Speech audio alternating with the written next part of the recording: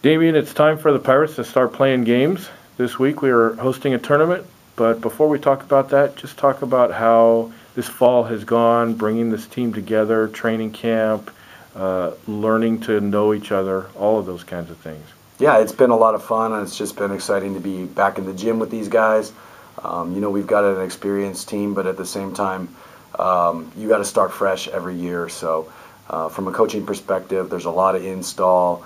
I wish that we could have played more up until this point, but it kind of is what it is. The games jump up on you pretty quick. So I think we're still going through the process of developing a chemistry with each other and learning how to play with one another. But I'm really excited about the effort that the guys put in, how together they are, and how excited they are for the season.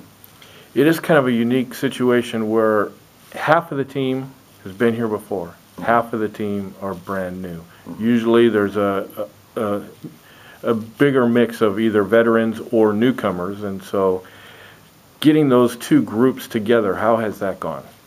It's been good, but it's been challenging at the same time. And then you also throw in that you return a guy like Jordan Lester who is experienced, but also hasn't been playing with the other experienced guys.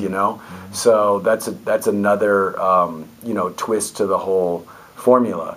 But I think our experienced guys have done a good job being positive and helping the freshmen, the new guys, learn the system, learn the culture. And it also provides them an opportunity to step up. But like I said, there's just a process that you go through of learning how to work with one another. Talk about what you learned about this group in scrimmage you played against Carrol last week.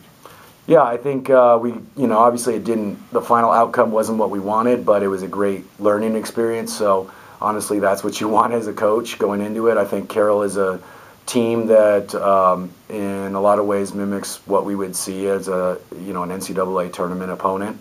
So it was a heck of a challenge for us right out of the gates.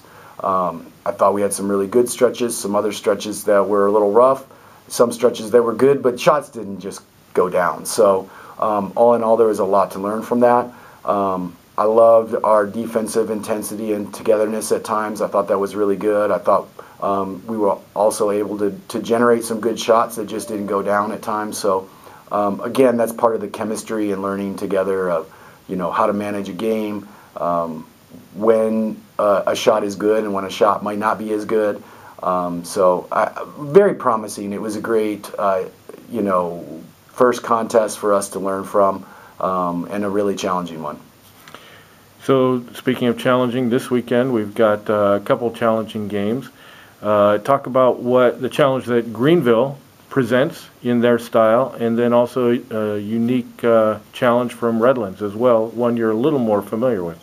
Yeah, no, these will be really good tests again out of the gate. It should be a really, really up-tempo weekend in the field house, that's for sure. So if you want to see some up-and-down basketball, come out and watch. Greenville averaged 130 points a game two years ago. Last night they played an exhibition and they won it 124 to 123. So they get up and down. They really force the issue. They do a whole lot of trapping and dictate the pace. So you have to be on point with your conditioning, with your passing, with your finishing. So it'll be a unique experience to say the least. And then on Saturday, like you mentioned, Redlands is coached by a former Whitman coach, so definitely familiar with their style. He's done a great job bringing in a lot of talent right off the bat. So I expect that it'll be another tough test.